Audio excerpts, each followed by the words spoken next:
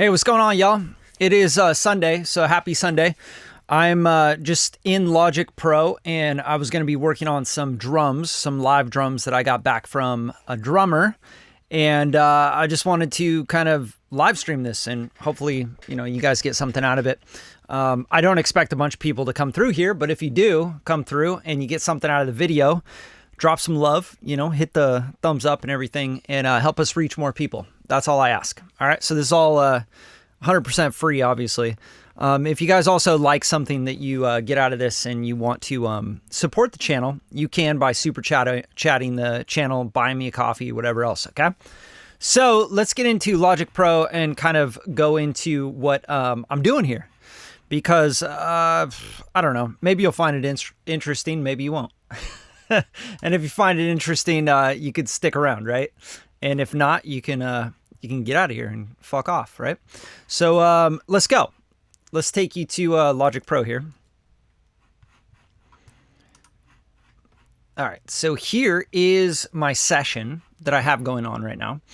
And I have a couple things going on. Just gonna, let me get this video stuff all figured out here. Figure out the video stuff, my friends. Always fun. All right, here we go. So here is the Logic Pro session. I'm trying to make my little video here in the corner, make it as small as possible so you guys can see everything here. How's that? Yeah, that's probably good right there. Okay, so this is a new song I'm working on. This is actually a song I've been working on for just a little while, not too long here. But it has a little bit of everything. I'll play you where it's at, and I'll actually play it without the acoustic drums here, because the acoustic drums, the live drums, right, that we recorded, these aren't mixed yet. And that's what I want to do on this live, is kind of show you guys how I mix those, right? So let's go to what we had for program drums, which are like drum loops. I recorded like a hi-hat, like I played a hi-hat in, and then I had hi-hats like on a hot rod sticks. If you don't know what hot rod sticks, they're like the drum sticks that have like all the broken up little sticks, right? So here is what I have so far without the live drums. This was just kind of like the program stuff. And then we'll get into mixing in these live drums and what mics to use and all the stuff I'm doing with that.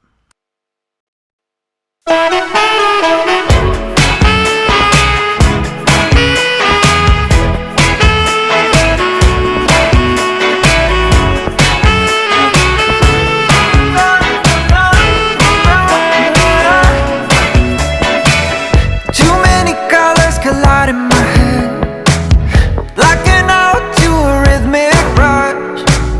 What's another night of losing a grip? Darling, where shall we start? 'Cause suddenly it's her back in my hands. Suddenly I'm not so alone.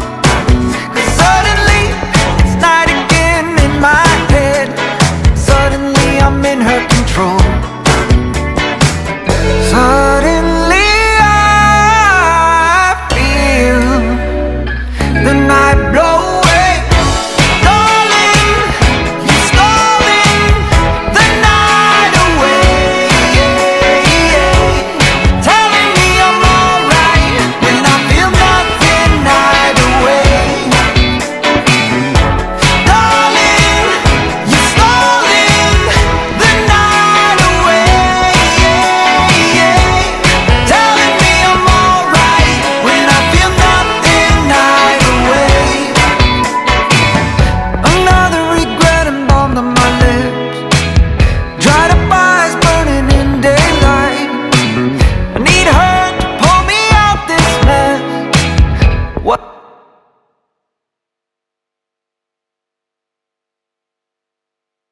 All right, so that is kind of like just the drum loop stuff, right?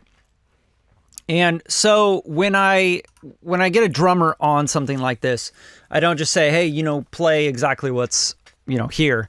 I program stuff, like for example, these parts here are programmed with addictive drums, right? And this is such a good kit. Like I love this kit, and I love the vintage dry kit. This is the Black Oyster kit, kind of the Beatles sounding drum kit here. But Addictive Drums 2, amazing. I use it for pretty much all my drum programming. And that is like right here, you know, where I wanted to do fills and stuff. And, you know, I would just like program this as tight as I could. And I don't want to waste too much time drum programming if I'm planning on getting a drummer on it. But here's about as far as I'd go with it.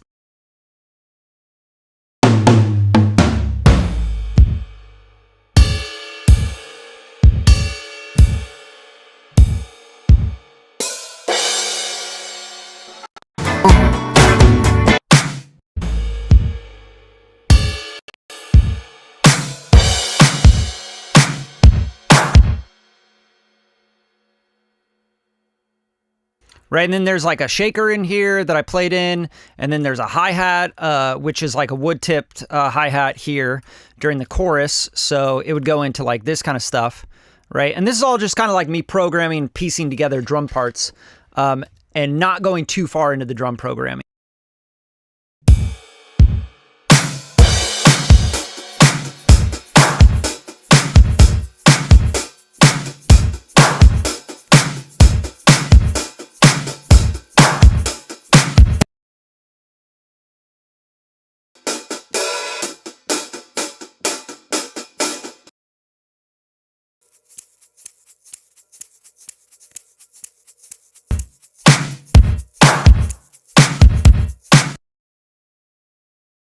All right, so I'm just kind of like trying to make sure I have all the elements there that are going to make the song feel like it has a rhythm section, you know?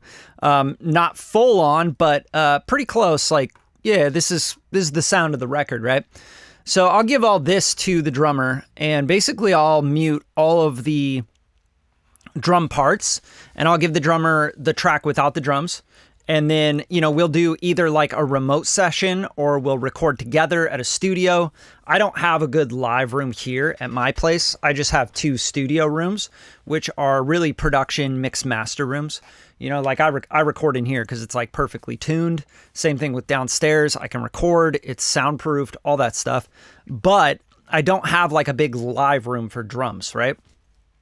So I'll either have like a drummer that has that set up already, which I did on this track, and I'll go back and forth with notes, and we'll do like maybe 3-4 rounds of revisions, whatever, and I'll give voice memos, and depending on how professional the drummer is, that can really work out great. If they're not that professional, then you definitely want to do like a Zoom call, you know, remote session using audio movers or something like that. And if you can, you want to record the drums together, right? Because I'm a producer and I'm an audio engineer, so I've recorded a lot of live instruments. So here is where I mute all this stuff. And let's say I still like the shaker, right? And the drum loop, I'm going to mute that. And the drum kind of, you know, fills and stuff that I added in with the drum program and stuff. And this hi-hat. And then we go to the live drums. So this is what I'd get from the drummer. Now, Kip Allen is who I used on this. I don't always use Kip, but I really like him for this style of music. Like anything kind of pop, indie pop, those kind of vibes. If I'm going super funk, soul kind of vibes, then I'll probably find someone else. No offense to Kip, but it's just like you want to find the players that fit those pockets the best. Being a producer, that's kind of your number one job, is find the people that fit the record, right? And have those people on your phone, on speed dial, you know, understand exactly who's best for the record. You're always trying to serve the record. That's the whole idea when you're a music producer. It's not about just making beats. Like, that's dead, by the way. Like, AI is just going to take all beat makers' jobs. Like, if you're a beat maker, I feel really sorry for you, and I'm sorry that, you know, you work so hard to become good at making beats. But AI can do that like that, you know, and I just don't think there's going to be a place for just beat makers in the future. So hopefully, you know, you get into these live streams and the videos I'm putting out for you guys so you can really understand what it is to have a full understanding of the production process, from, you know, writing, conceptualizing, you know, finding the right singers, drummers, players, arranging, mixing, mastering, performance, all that stuff is going to matter so much more.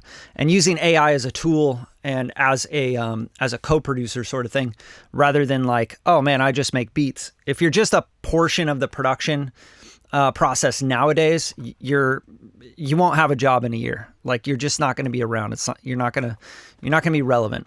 I'm sorry. Like it's just like a fact and it sucks, but that's the reality of it all.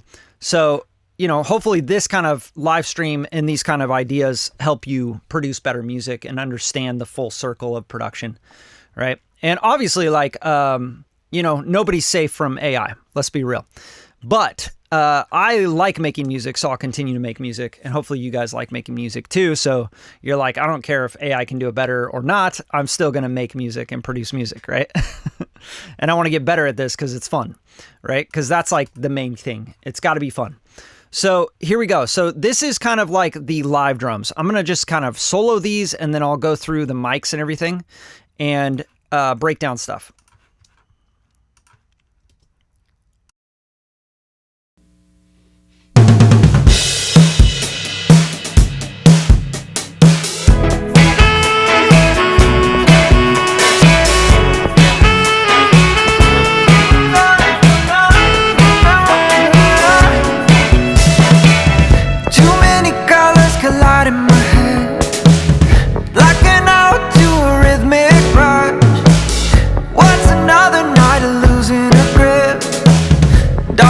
Shall we start? 'Cause suddenly it's her back in my hands. Suddenly I'm not so alone.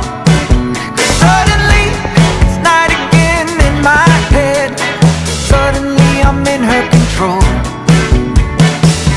Suddenly I feel the night go away.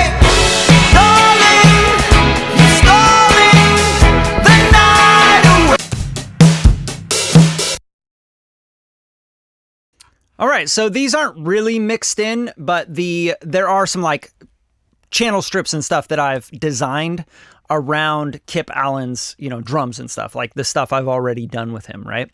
So first things first, all these drums are going through this drum mix bus, which has this 3348 tape on it, right? And it has a little bit of a curve on it. As you can see, it kind of brightens up the drums a little bit, and we're pushing a little bit into it, which is really clipping out and distorting the A to D, D to A, right? That's what this machine is known for. The tape on this is not actual tape. It's a storage medium, like a floppy disk. And then the Pro Q4, this is just kind of taming some stuff and, boosting other stuff. And we'll get into this. We'll shape this and we'll mess with it. And then the L1 limiter is just on the bus so that I can get a little bit more level out of the drums and also just limit them off because, I don't know, I always like doing that on a drum mix bus. It just kind of keeps it from clipping out, right?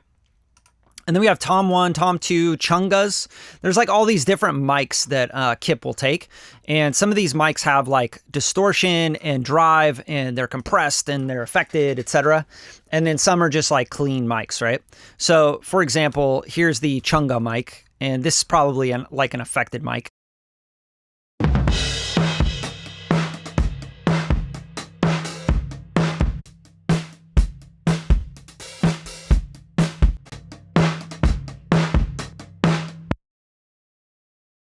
Right, as you can hear, what I did with it is make it compressed, make it mid-range, right? So get rid of all the top, get rid of all the bottom, and pop in the 1176, and just let it freaking crunch, just... it's giving it a slap, but it's also really just giving it parallel compression is what it sounds like when you add this to one mic that's getting the whole kit, and then you're compressing it. And with this mic on this record, what I would do is bring this up just a little bit. So not take out too much of the high stuff. And obviously I'd listen to it while I'm doing that. So let's kind of get it where it has some spank to it.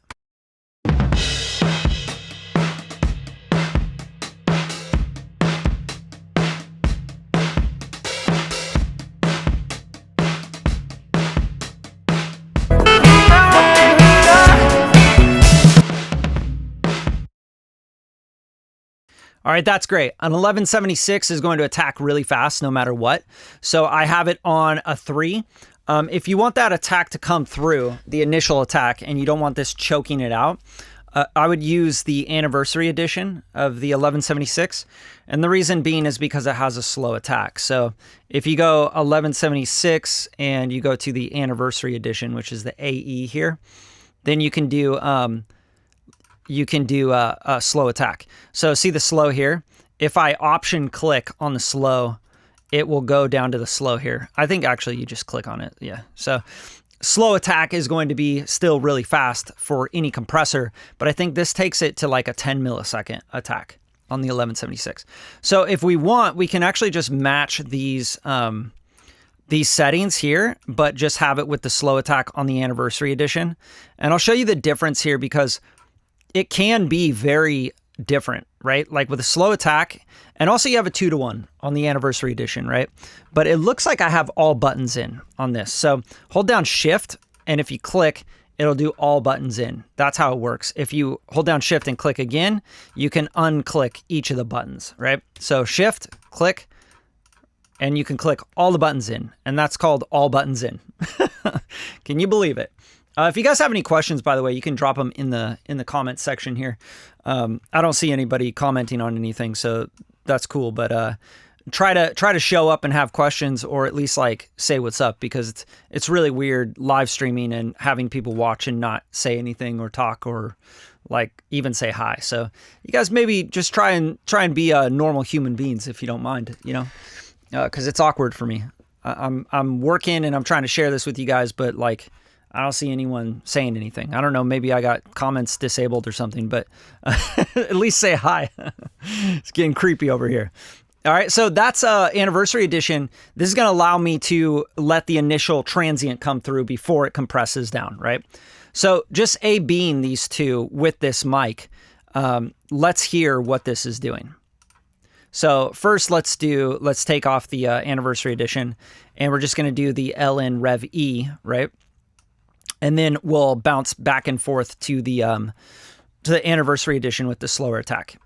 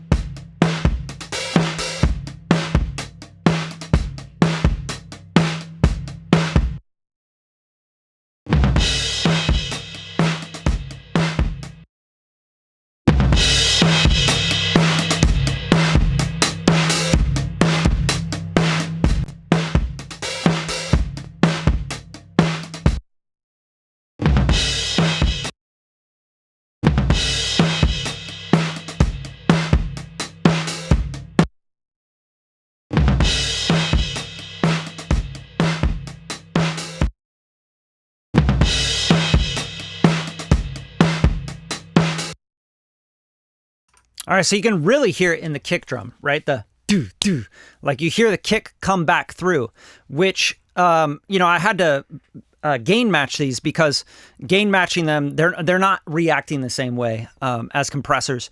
The biggest reason probably is because of the attack, right? So when you're attacking so fast, you're just going to get this to react really quickly. And then also this just probably has a different gain structure as far as the hardware units and how they're modeled. You know, so you can hear it right away on the kick drum. So just listen to the kick drum and listen to the transient of the kick drum. When you go to the anniversary edition, you're going to hear it much more punchy, right? You're going to get that kick initial transient coming through. On this, you're going to hear it getting choked down, right? So again, A/Bing it. And you guys let me know what you hear as well.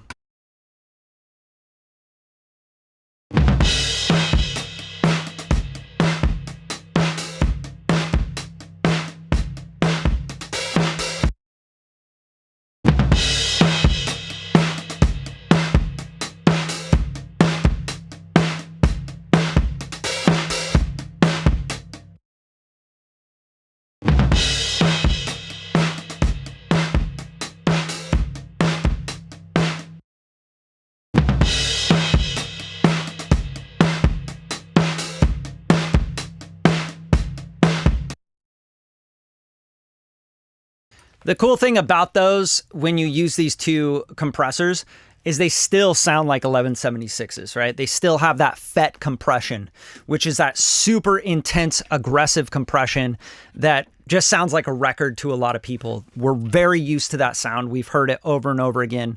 Our ears as humans are just like trained to that tone.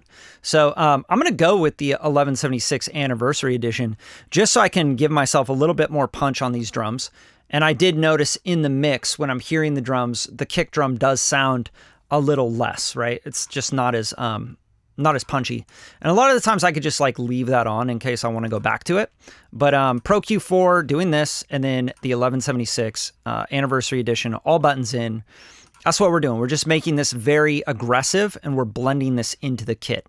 Okay, and then let's go to the Hot Tato. So the Hot Tato mic, right? This is like a probably a super compressed, distorted mic.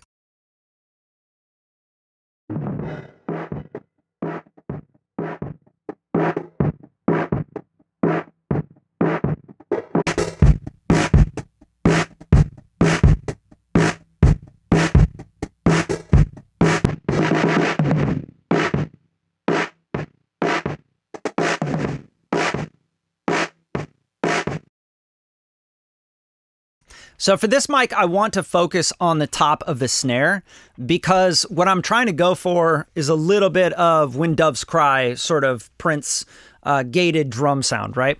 So I am going for that tone with these drums and I want them to sound that way. So this will help. This will help just accentuate that kind of gated sound of the snare. So these together sound like this, these two mics.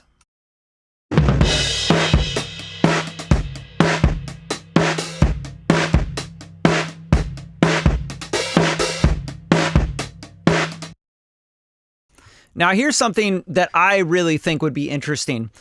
One thing I don't like about the Chungus mic is that if you listen to the kick drum with the all buttons in and everything, you're hearing the kick drum like boom, boom, boom. It's like ringing out, right? Which is going to make your song sound more blurred, right? The drums aren't going to sound as like punchy and tight and do, do, do, do. It's going to sound boom. You're going to have this like ringing going on throughout the whole thing, right? Like just listen to the kick drum and listen to how it's ringing out.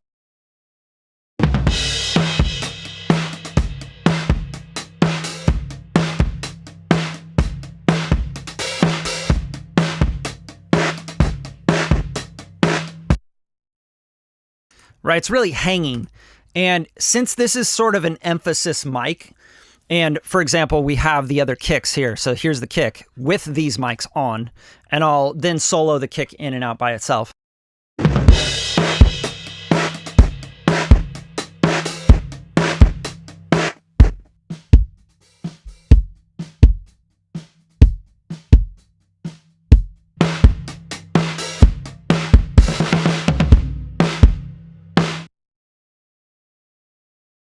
So even the kick in and out mics are not ringing out that much. They're very... And you can hear some of the bleed, obviously, but it's not going boom, boom, boom, boom. You know, because these mics are capturing the whole kit. When you hit a kick drum, it's going to resonate all the other drums around it, you know, the snare drum and everything else. So even the toms, they're firing off in the room in that microphone. And we're not helping it by compressing the shit out of it, right?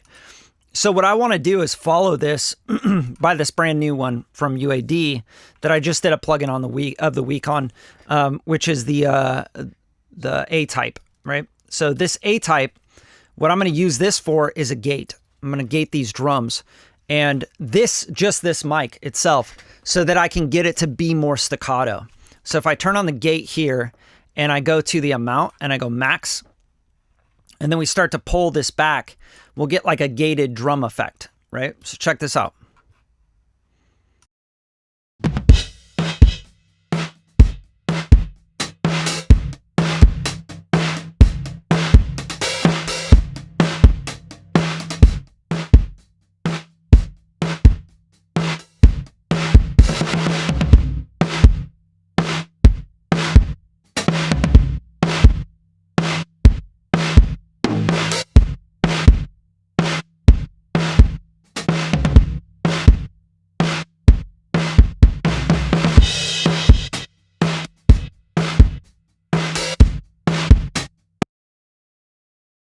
So this can be a really cool way to get that sort of gated effect that I had with my drum loop, right? So let me show you the drum loop again so you can be reminded of what we're really going for with these drums, okay? So this is the drum loop that I originally had in the session.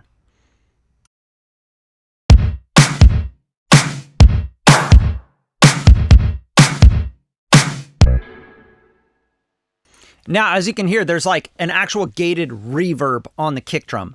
That is something that I want to be able to control a lot more with my acoustic drums.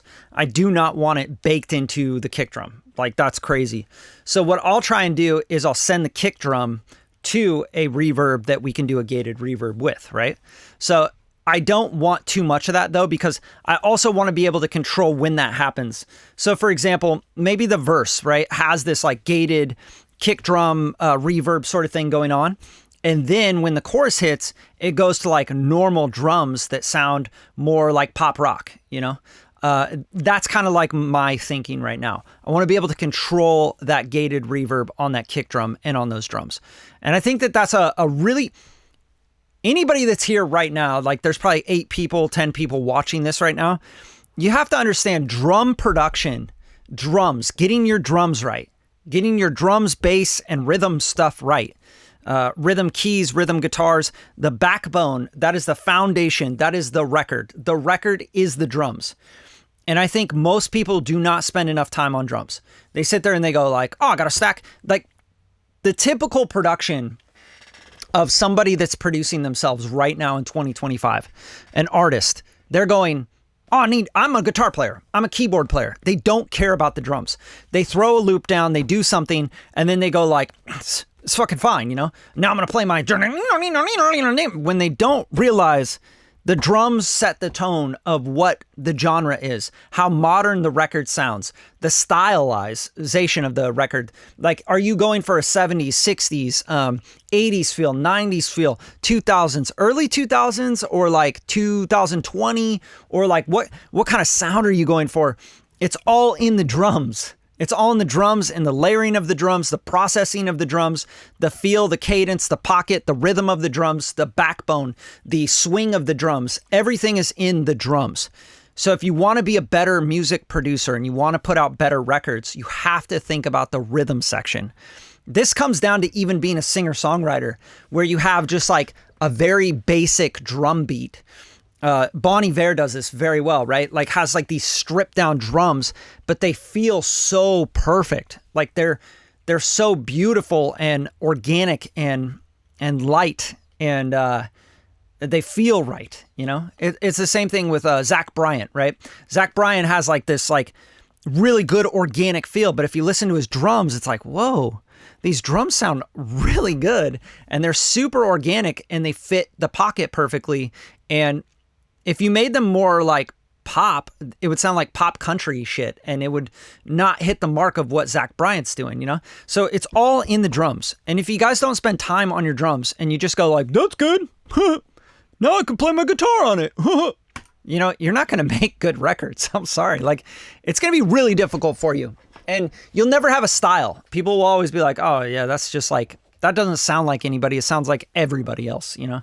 Oh, cool. Blues guitar played mediocrely over some shitty drums. You know what I mean? Like it's really difficult to stand out if you can't get your drums right. And that's why I want to do this live stream, because I wanted to really go into the details of what drum programming and making good drums is, and what the process is, right? So the Chungus mic is going to be, I think now, just a very affected with the hot tato. Like, it's like, let's do this kind of gated sound, right?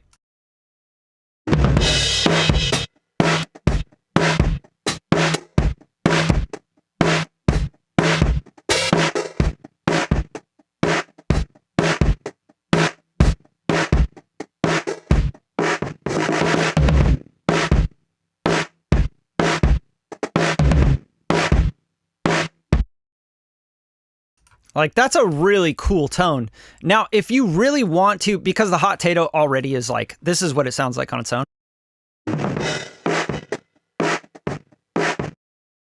It's already doing what we're talking about, right? So all I really want to do with the Chungus mic is shape it a little bit more with this gate.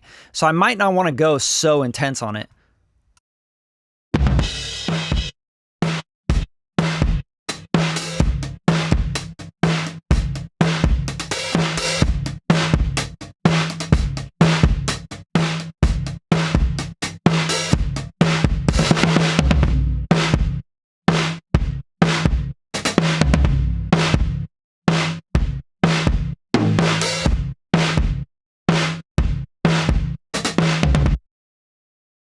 Like that's pretty good, right? So this is just going to make it more staccato sounding.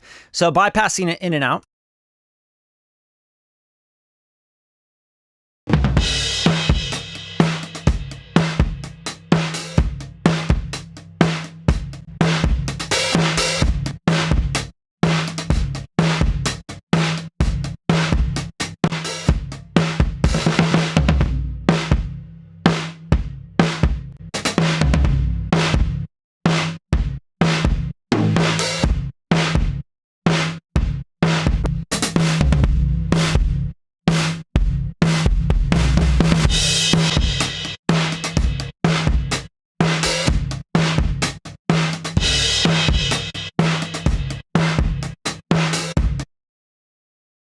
And there you go. Now you have like this more staccato drum sound that'll mix perfectly with the kit.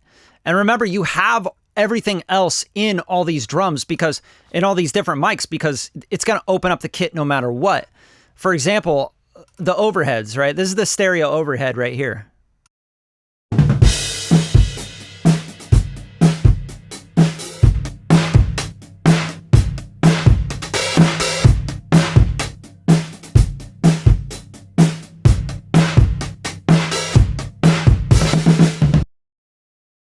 You have to understand what every mic is going to do to balance out that idea. You know, when you think you're doing this crazy thing on a soloed mic, when you're like, oh, dude, that's way too crazy, bro. You're overdoing it. You're totally going crazy with this. This is insane. I would never do that. I would never do that. I would back off that.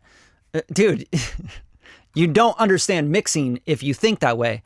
Mixing is about all of the different mics and all the different elements. And if I have a stereo overhead, this is a stereo room. I'm sorry. This isn't even the overhead. So there's overheads and mono overheads. So now like, let's put all these on. These are the mono overhead, stereo overhead, and the stereo room all together.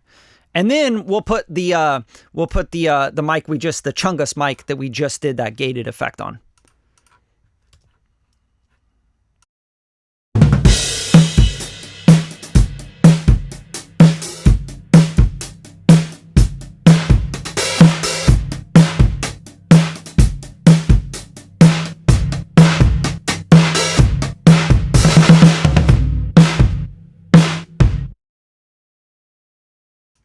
Are you guys getting it? Did you have like an aha moment? Hopefully you did, because that's what I'm trying to show you and teach you here is everything's going to work together. And if you've been doing this for a long time, like I have, you know, it's been almost 28 years, you know, for me, making music, recording music, engineering music, playing drums, you know, playing instruments. And for me, like I can hear the things that I want to do before I do them because I've done them so many times, right? And I've heard these same tones so many times in drums, on records. I've engineered and used these plugins and tools and compressors over and over again, thousands of times, maybe tens of thousands of times by now, right?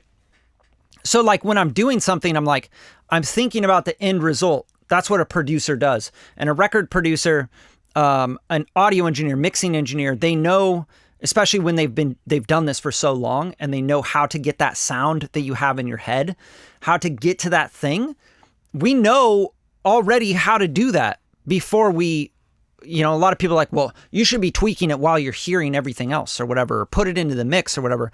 It's like, but I already know what is going to happen when I put it in the mix, you know? So that's kind of like the whole idea around this is the Chungus is going to accentuate the idea of having the gated drums without them being overly done like Prince would do in the 80s. We're doing this 2025, but we're borrowing from 1985, right? So that's the whole idea. It's the concept of blending these different worlds and these different time periods and recording techniques and processes with the new tools that we have right now, right? So I am using plugins that they used back then, right? This is a plugin from a hardware unit, right? If I go to here and I go the Dolby noise reduction, right? That's what this is. So this, the whole idea is like modeling this kind of unit. And this is from, I think, the 80s, right? It's either the 80s or the 90s that they made this. And this was to a noise reduction system. But what we're doing here is we're using it, what engineers discovered were like, oh, you can actually use this as an effect, as an exciter, as a compression unit, and we get this like really cool brightness out of it and distortion and harmonic stuff out of it. And that's really cool. Let's abuse it and make it a tool. And all I'm doing is like going to those ideas. Here, let's go to the Wikipedia. Yeah, 1968. That's crazy. So I didn't know that it was actually the Dolby B. So Dolby A, yeah, 1965. So this is a long time ago, right? This is the 60s, and then they probably beat the shit out of it in the 80s, right? They were like, let's use that to make this gated drum effect, etc. And there's other tools to do this as well from the 80s and 70s and 90s and all these tools. And if you understand that catalog and you understand production history and recorded music history, like what did the Beatles use to record their albums with and get that sound? How did they distort their guitar with the Neve input and drive the Neve, you know?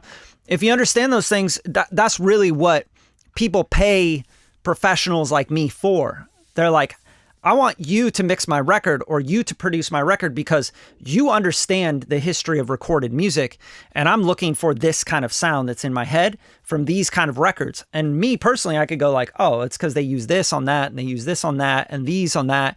And this is how they got to those sounds. But how do I do it more modern? How do I do it in 2025? You know, instead of this this idea that's already baked into this Oliver drum loop, which is super 80s, right? It's to me, it's too on the nose. So as a producer, I want to put my own stank on it. I want to be able to go like, nah, man, I don't want this.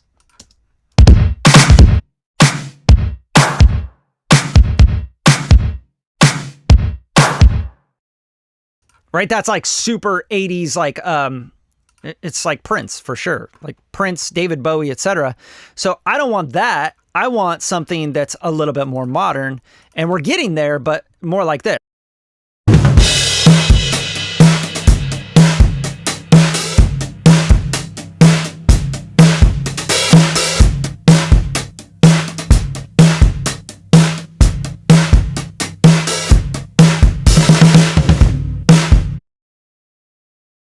All right, so it's an open kit, and I had that crush mic on at first. That's not what I want. That's too much, right? Here's what the crush mic's doing, just so you guys can hear it. It's too much, and it's like pushing the drums so that everything's on all the time, right? And you don't want that for this kind of sound.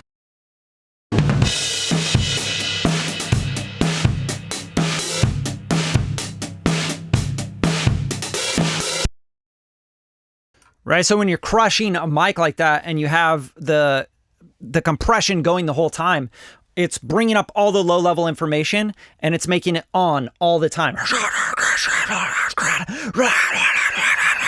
All the noise and everything's on and it's in your face, and that's not what I want.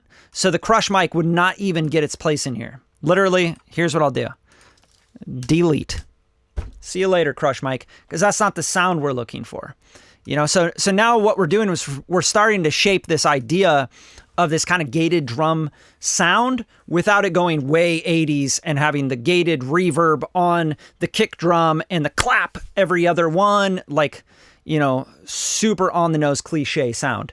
So I'm making my own sound of something because this record to me is its own thing. It's its own sound. It's not 1980s. And when people hear it, I want them to go, oh, this reminds me of, and I always get this, and this is what I strive for as a producer, as an artist. I get people going, oh, this reminds me of The Police. This reminds me of this. this reminds me of this. And they all have different things to say about the record and different bands and different artists that it reminds them of. I think that's kind of cool, right? Because then it kind of, it's not stuck in one world in one place where people go, oh, this is way too on the nose of this thing. And that's what I strive for personally as a record producer. But yeah, it's very important, like you're saying, Drigger. It's very important that you get your own sound together, right? You have to figure out what your sound is as an artist because everybody else is taken. Everybody else has already done that thing. Like, I'm not Prince. I understand that. And I'm not trying to be Prince, you know? And whether you like Prince or you don't like Prince, or you like the Police and Sting or you don't, I don't really care. That's not what I'm going for. I'm going for my own thing. And yeah, if you hear some of those if you hear some of those influences in my music, fine, cool, you know, like that's great. If you have no idea who those people even are, even better, right? Like you're hearing this song and you're going, oh fuck, I never heard anything like that. And other people are like, yeah, I have, it's Sting and it's this and it's that. And you're like, okay, whatever you think, whatever you want to, you know, figure out. But that's the idea that I'm trying to go with. I'm not trying to make this perfect replica of this drum loop, or I would just keep this drum loop in my session, right? I'm not doing that. So here we go. So let's keep building this. What we have right now, we have this kick drum. Let's go to the kick in and out, and let's build from the kick up, and then we'll start adding those additional mics, because typically this is how I would do it.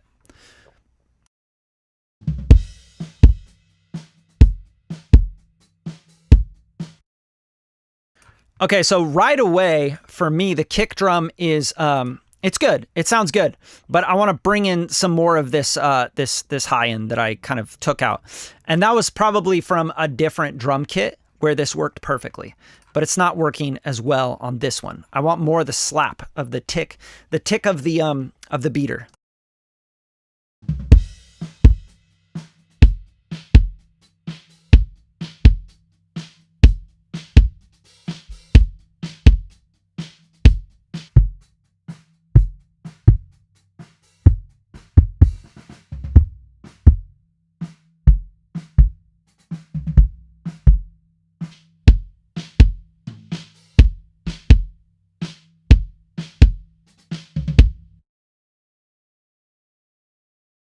Okay, and it sounds like there's something kind of phasing out a little bit.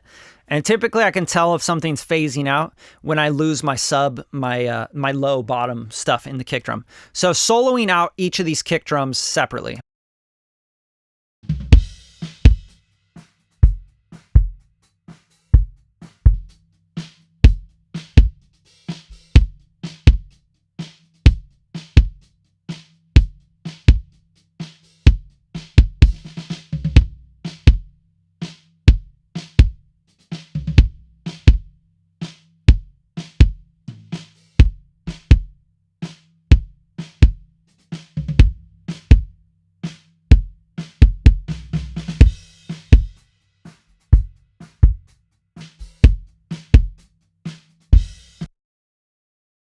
All right, so the beef is typically going to be in this kick out.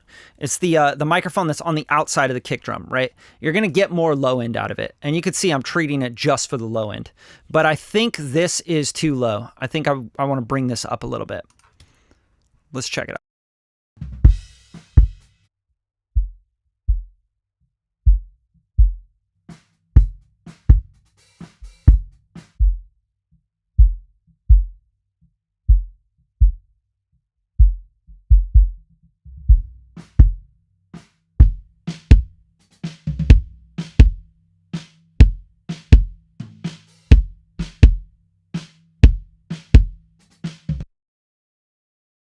All right, that's a lot better, I think, just bringing it up to that 40 hertz area. This Pro MB, I don't think I need this on this kick drum specifically, but let's try it.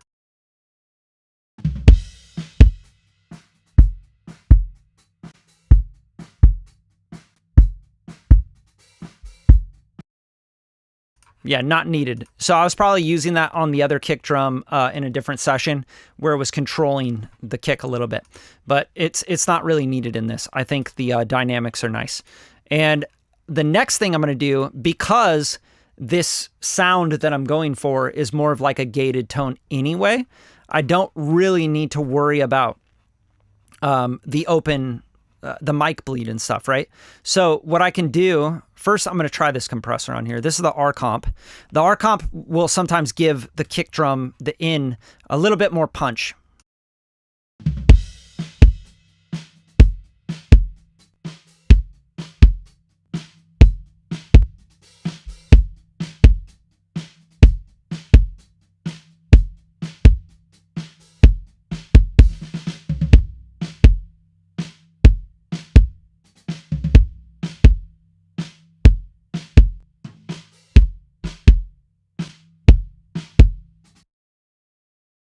Yeah, it just gives it a little bit more snap on that kick drum.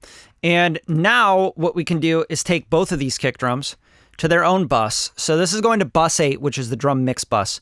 But we're going to go to bus 9, and then we're going to go to bus 8. So bus 9 here is going to be kick drums. And then we're going to go to bus 8 again to marry everything, to join it. And then on here, I'm going to do the Slate... Steven Slate, hopefully I have it installed on here. Let's go Steven. Nope. Yeah, I don't have trigger on here, but no matter what, we want to do a drum gate is basically what I want to do. So I'm going to do a Pro G, which is FabFilter's gate.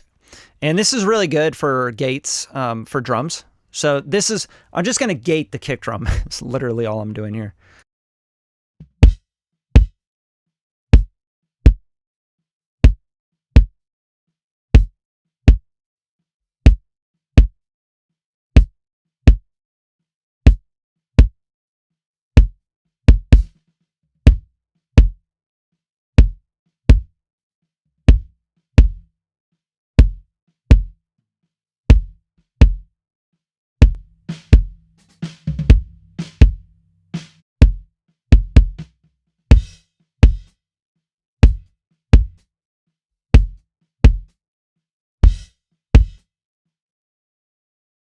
Okay, cool. So now we've just gated the kick drum. It's very, very simple. I'm not doing anything crazy here, right?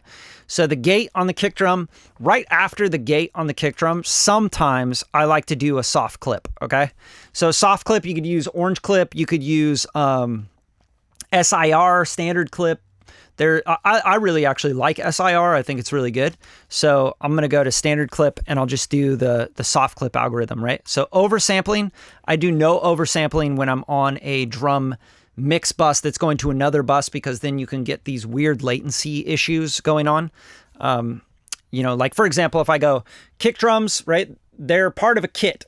If I go kick drum, go to its own bus, start adding oversampling on it, and then I blend back to the mixed drums, my kick drum could be delayed by a sample or, 100 samples or 50 samples. And then all of a sudden I get this weird flamming with the kit, because you have the kick drum in the overheads, you have the kick drum in the drum room mics, etc.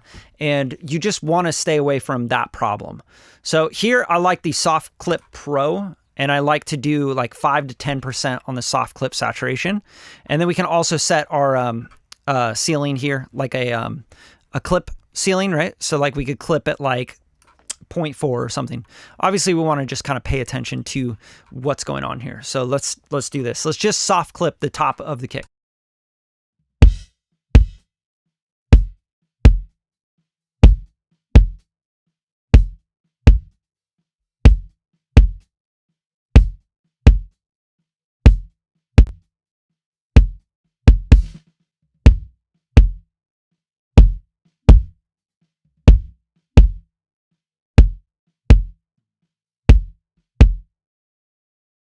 I think that's just like such a magic algorithm.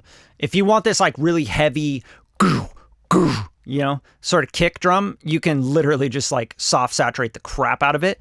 But I think right around like 13, 14% is like giving me exactly what I'm looking for. And if you wanted to A/B this with like Orange Clip, you could, because Orange Clip has its own tone as well. So if I go to Orange Clip and I bypass the standard clip, and let's just do some soft clip saturation on this. So soft clip would be like, you know, taking this down so that it's more rounded. Hard clip would be like, bam, right? It crosses the threshold, it clips off. But let's go like a little bit softer like that. And then we'll set the clip ceiling here to like the same and just kind of mess around with this.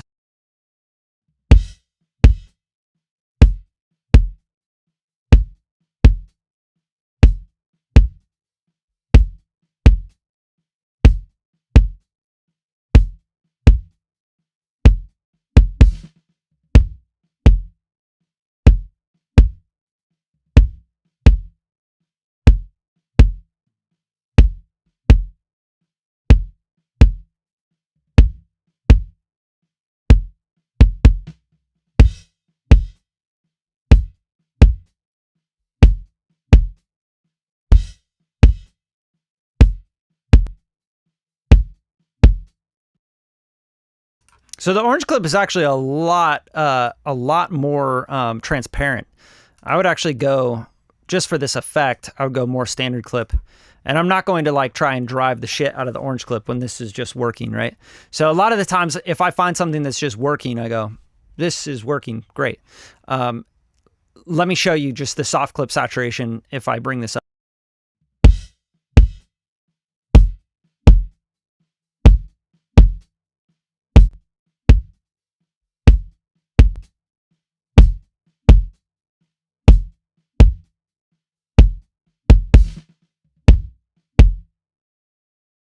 I kind of like what it does to round out the kick drum. I think it sounds really cool, but I would always warn you to put this sort of thing, this idea, into the mix of the drums before you decide if it's good or not.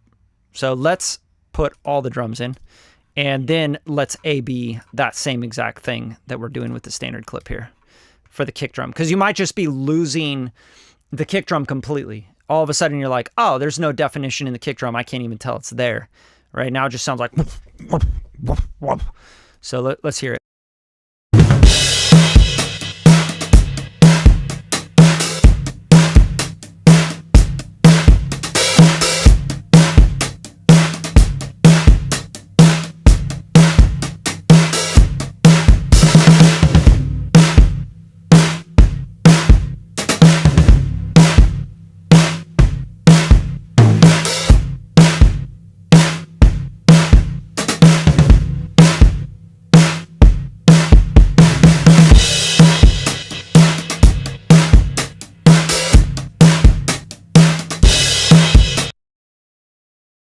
I mean, I think that's pretty dope. Like, that shit just sounds really good. It has its own vibe. It's definitely like, it's doing a lot. So I'm gonna turn the ceiling on as well, and we'll make sure that we have a little clip ceiling here. I don't like to not have a ceiling. So like do very small, like 0.03. So if it goes over the ceiling, it's going to actually hard clip it.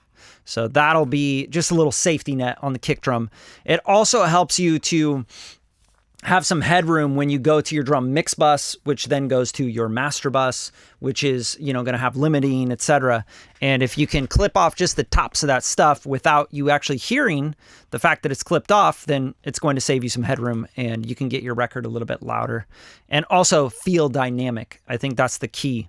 So here's the kick drums by themselves, and then we'll pop them in the mix, and we'll start bringing in like the snare, etc.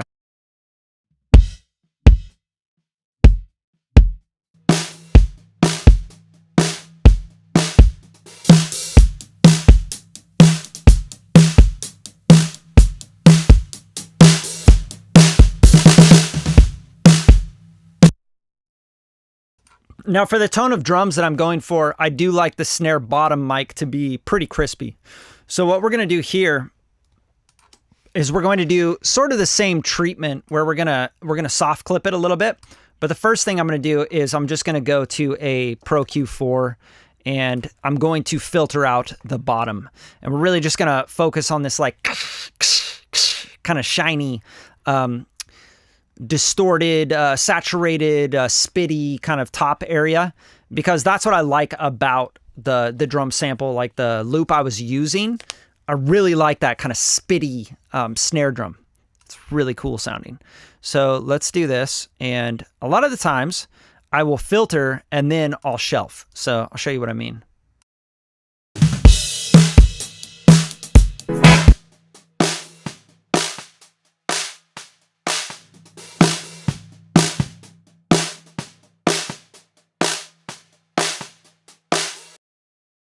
All right, so right there around 500, now I can turn this into a shelf, and we're just going to shelf that down. You're going to get a lot less phasing artifacts when you do a shelf over an actual filter. Filters are going to cause artifacts. It's going to cause phasing no matter what. I mean, any EQ is going to cause phasing, and you don't want to be using like a linear phase at like really high on something like this that's a part of a kit, because then, again, you're going to get the latency problem. So I like natural phase. Natural phase actually mimics the phase of a natural analog EQ with like circuitry, right? So it is going to still cause phase, but it's a more natural sounding phase. It's like, sounds like an analog EQ instead of like a digital surgical kind of thing. But I'm going to, that's the basic version of how that works. You can look up more on natural phase EQ versus zero latency versus the linear stuff. But this is what I'm going to do here. And then let's just try to find a good point for it.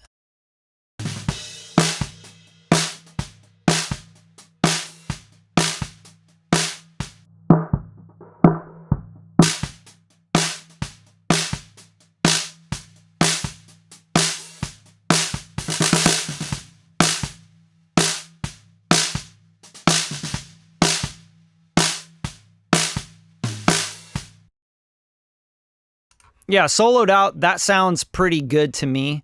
I never know until I put it in the mix, but let's then put the orange clip on this and let's start to clip out this. You can also, interesting thing about this one is it has high already on, so I'm gonna turn that off. I don't want this like, yeah, like you have like real time where you just turn it off, but you also have multiband. So this is kind of a cool way to clip and, you know, change everything. You could change the crossover points of where those frequencies are, etc. I don't really need multiband here because I've already kind of done the legwork with the Pro Q4 to shape my EQ. Now all I want to do is just clip this a little bit at the top. So let's go to minimum phase here. Let's turn off that and let's go to Q linear. You know, and I'm going to just kind of take the ceiling here, push this up, unlink this, leave that. And we can even like try this like wet, dry blended in as well. But let's hear this.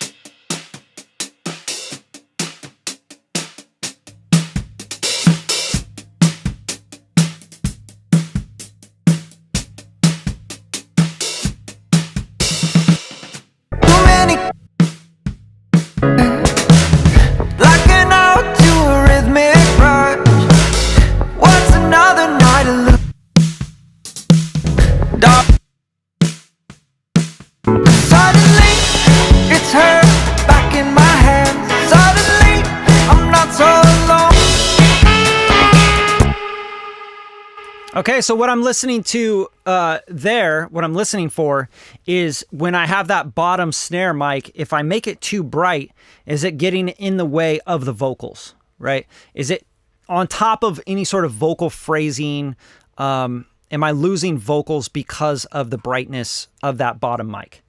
That's really important the whole way through when you're mixing. Stay out of the way of the vocals. 100%. Same thing with like, oh, I soloed out my drums. I got them to sound so good, man. They sound so good. You play them and you're like, yeah, dude. And you're jamming out on the drums and you're turning it up on your speakers and you're like, fuck, these drums sound so good. And then you put the rest of the mix in and you're like, dude, they're all over the vocals. And now the whole record fell apart. Never get in the way of the vocals, ever. Unless like there's a part where like the vocal is just supposed to be drowning out into the background and it's fine. Like, for example, I have a solo, a sax solo at the end here, right? This is a part where I don't give a fuck if you could hear the vocals or not. All right, let's just play this part.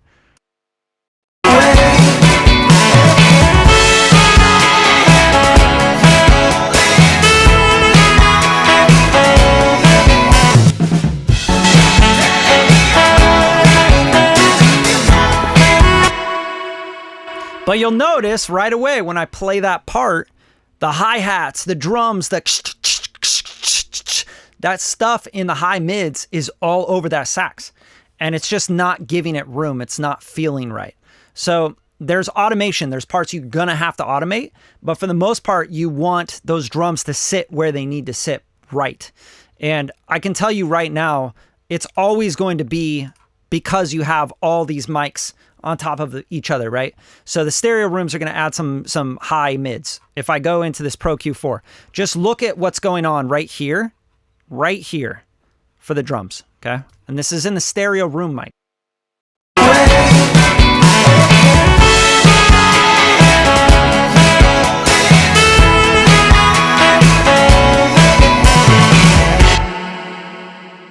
Right? There's a ton of top end. There's a ton of 1K all the way up to 20K. You know, there's tons of stuff going on in those drum room mics. And then overheads, dude. Like, let's go to the overheads here. What's going on in here, right? I'm actually even boosting it, so check it out.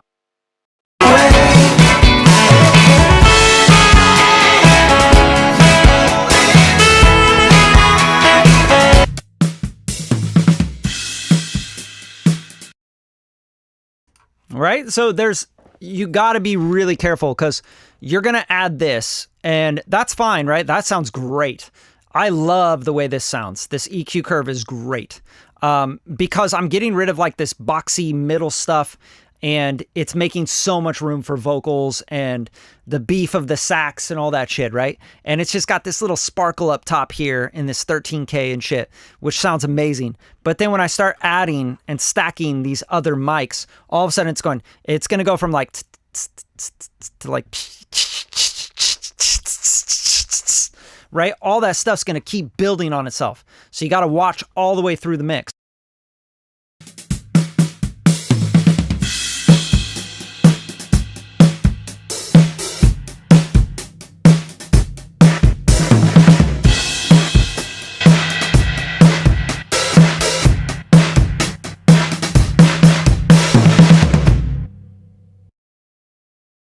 It's like crazy how much that high mid area just starts building up as you add all these different layers. And then I haven't even added the hats.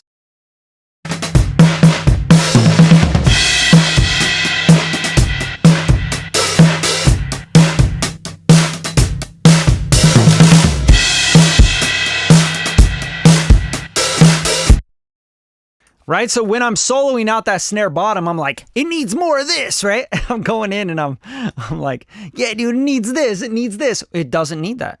Why would it need that? That is in every other mic. So you got to figure out like what mic is going to take that. Sometimes it's not on the direct mic. Sometimes it's on the stereo room mics or the overhead mics or the mono overhead. I might not even need the mono overhead, right? So let's go in here and take that off, in and out, mono overhead.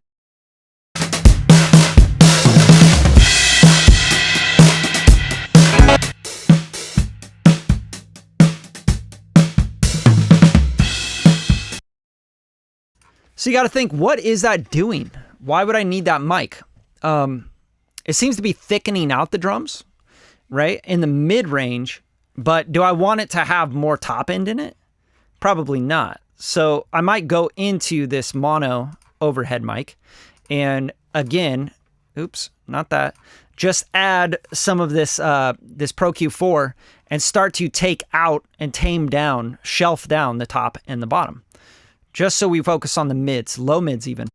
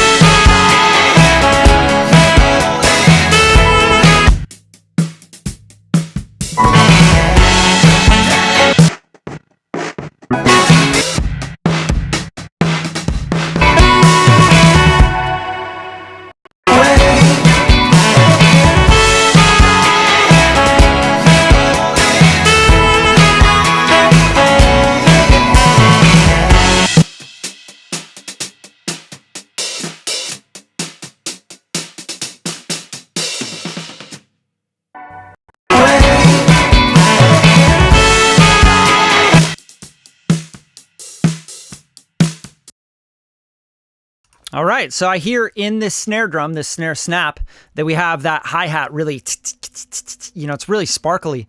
And this is another moment where we can gate. We can get rid of some of that sparkle in these mics, because remember, the compounding effect of what's happening with these frequencies is what's making the drums too bright in this area. So I'm going to go in here and Pro G this, right? Again, listen, just turn off the gate and listen to what's going on. And I'm going to put the gate actually after the EQs. The 550B is probably doing some brightening. Yeah, so 8K, right? So this is, we don't need to take this down because I like that in the snare, but I do want to gate out the hi-hats. So we're going to go in here and we're going to set this up so we can gate this snare.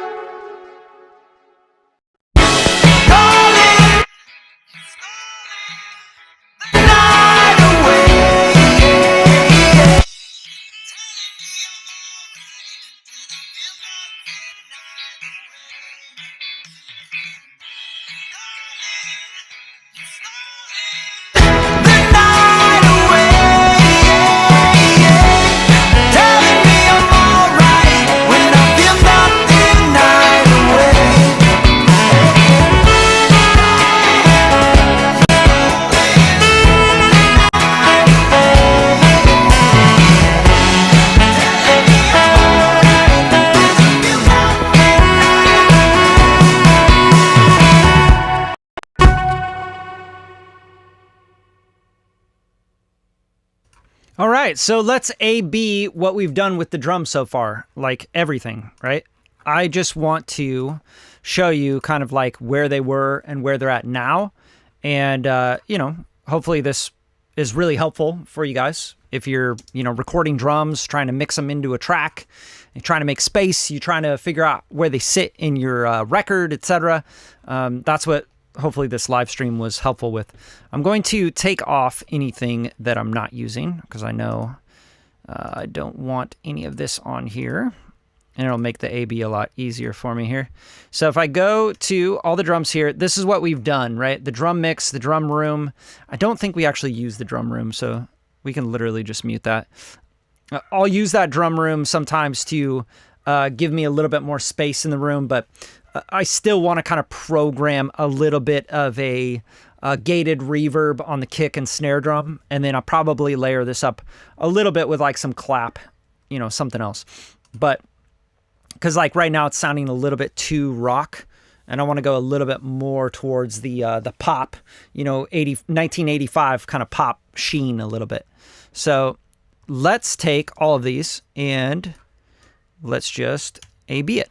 So this is without all the plugins that we've added and the mixing that we've done on the drums. And I'll play the drums soloed and then I'll play them in the mix for you guys. So here's where they were before.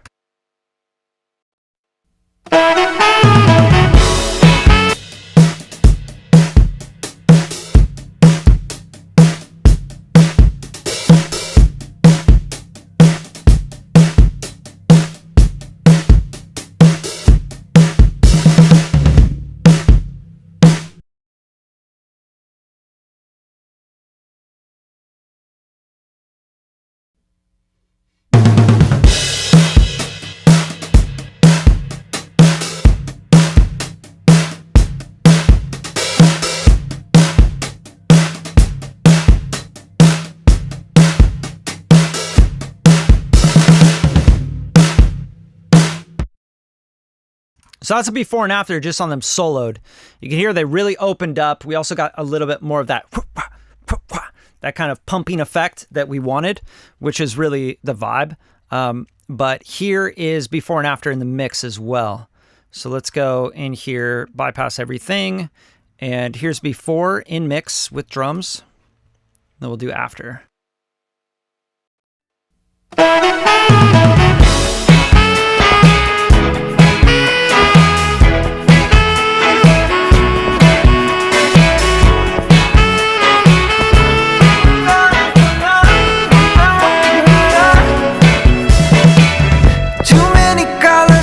In my head, blacking out to a rhythmic rush.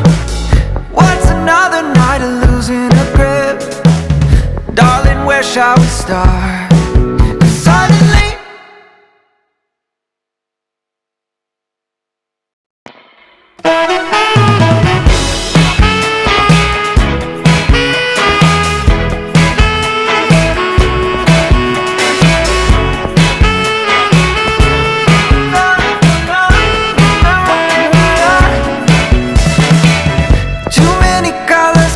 in my head, blacking out to a rhythmic rush.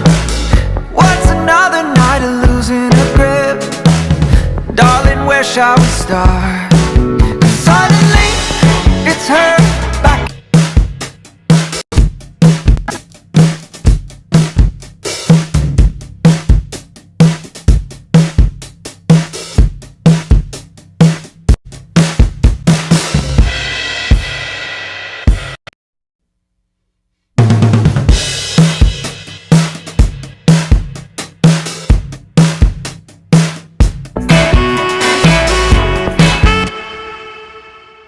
You'll notice we even kind of changed the pocket of the drums, which is really interesting with all the gating, right? It just pumps a little bit more, pulses, and it has that start and stop kind of vibe going on, which is really important. And as we add the other things like the gated reverb sort of stuff to the kick drum, the snare, etc., the clap parts, you know, we're really going to up these drums. And yeah, this is just kind of like, I'd say the first 40%, 50% of getting these drums mixed into this track. This is where I start. and then I'm just going to finesse. I'm going to add layers. I'm going to try the gated reverb stuff, and, you know, we're going to go from there. But that's all I got for you guys. Hopefully you enjoyed the stream. And if you did, drop some love on the video, right?